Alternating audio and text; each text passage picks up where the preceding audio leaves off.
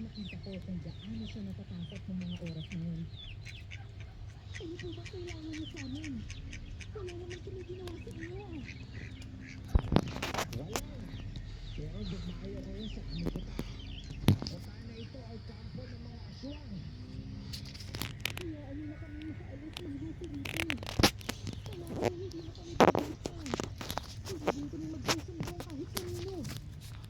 Ano ka manilutan? Sa tingin mo, maniniwala kami sa mga sinasabi mo.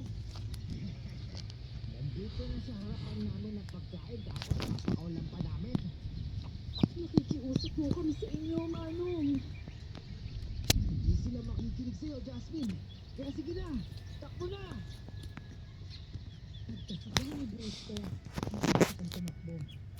Nakita ko na nagpaiwan si Brusco upang harapin ang mga aswang.